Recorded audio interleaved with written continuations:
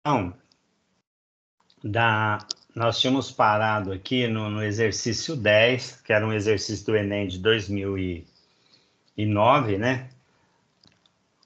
Eu procurei resolver aqui embaixo, ó. Não sei se está bem visível aí. Vê se dá para... melhorou um pouco aqui. Então, o que diz o problema, né?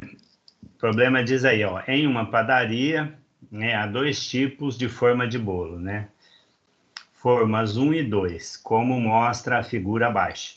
Então, você tem a 1, né, que seria uma forma aí retangular, né, uma forma de um paralelepípedo aí, tá?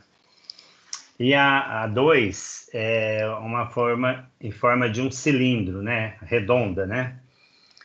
Ó, seja um L o lado da base da forma quadrada, tá? Aí falando que a base, no caso, a base é quadrada. R, o raio da base da forma redonda. Então, aí em A2, as áreas das bases das formas 1 e 2 e volume V1, V2, os seus volumes respectivamente. Se as formas têm a mesma altura H, para que elas comportem a mesma quantidade de massa de bolo, qual é a relação entre R e L, né? Ou seja, o lado e o raio, né? Bom, o que nós fizemos aqui? Primeiro a gente pegou a área do quadrado, né? Que é a base dessa forma aí, que é um tipo paralelepípedo, né? E a área do quadrado é lado vezes lado, então a área é lado ao quadrado. Já onde está a área 2, está aqui, ó, πr ao quadrado.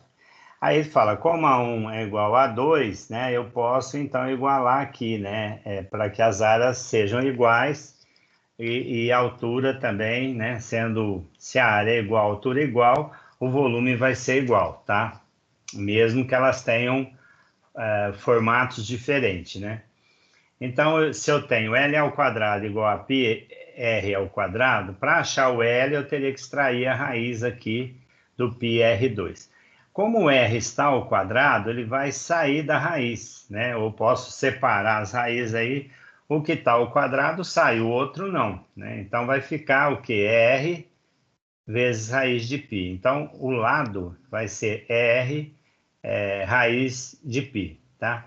Que no caso é a alternativa D, né? L, R, raiz de π, ok? Não sei se conseguiu fazer, né? Essa questão aí, tá, o Agatha?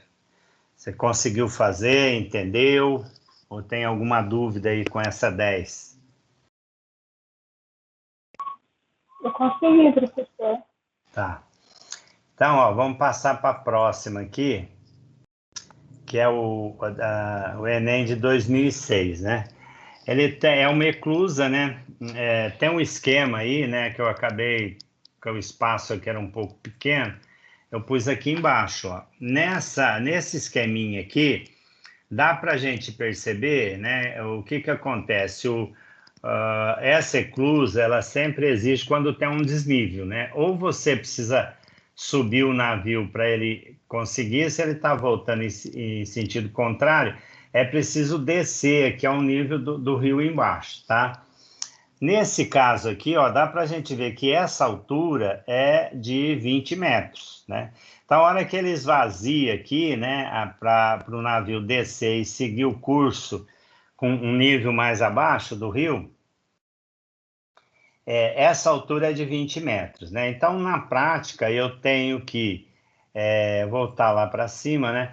Eu ainda até acrescentei, porque isso aí não aparece, essa altura aí de 20 metros, ela aparece no esquema, né? Mas eu acrescentei aí no problema a altura de 20 metros. Então, na prática, eu teria que calcular o volume do prisma, né?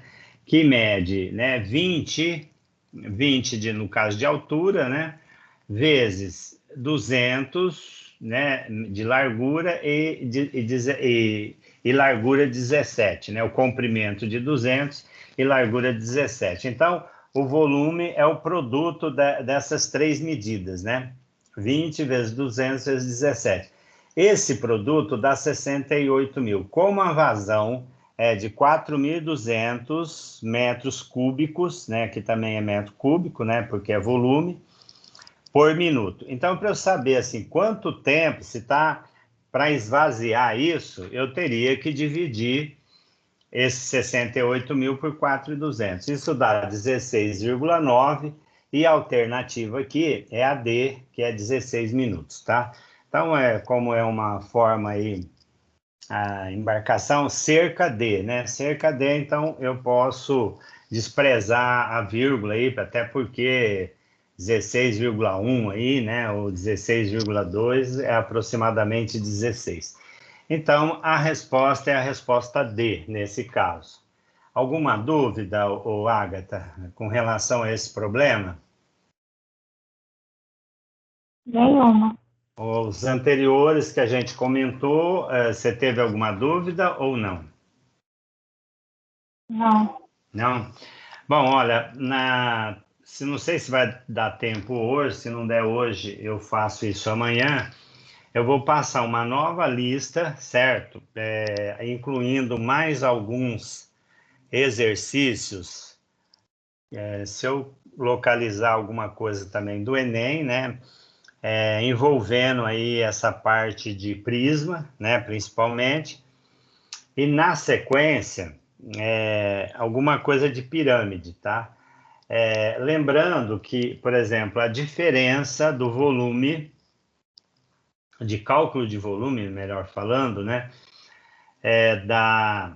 Do prisma, né, para a pirâmide, que o prisma é o seguinte, né? A área da base multiplicado pela altura, tá? No caso da pirâmide, pode ser também, né? A área da base vezes a altura, só que é 1/3, né? Ou seja, a gente divide por 3, tá? Então, a fórmula é muito parecida, a única diferença é como se, quando a gente tem aí uma semelhança, né, entre um prisma e uma pirâmide, né? E eu tenho o que? A base igual, né? A altura também igual, né? A diferença que vai ter de volume é que a pirâmide vai ser 1/3 do volume do prisma de mesma base e mesma altura, tá? Então, isso a gente pode até, é possível a gente mostrar experimentalmente isso, tá? É bom a gente não esquecer a fórmula, né, que ela é fundamental aí. A gente vai estar dando uma relembrada nisso. E que vocês procurem fazer, né? Porque essas questões, como eu já disse, vou até reafirmar aqui, em média, de um ano para o outro, tem 7, 8 questões de matemática, né, que envolve essa parte de área e volume de sólido geométrico, né? Então, aí tem vários, né? A gente falou, por enquanto, de prisma, estou falando agora de pirâmide, mas a gente tem o cone, por exemplo, né? Tem o cilindro, para a gente estabelecer um paralelo aí do cilindro com o cone, né? Que é a mesma coisa, o cone vai ser 1/3 também do volume do cilindro.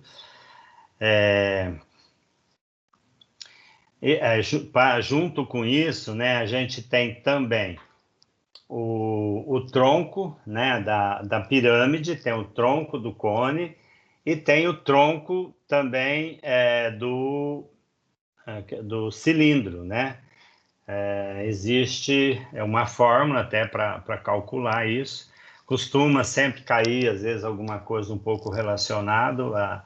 E, às vezes, a identificação de figuras, né? Costuma cair alguma questão sobre isso. Então, dá lá algumas figuras ou alguma situação em que aparece essa figura, às vezes um cilindro, um cone, e depois pergunta, né, numa ordem, né, existe uma sequência lá de figuras, pergunta qual é a sequência, o que aparece primeiro, se é um cilindro, ou depois um cone, ou depois um prisma e assim por diante. Então, é importante também aprender a identificar esses sólidos geométricos, tá?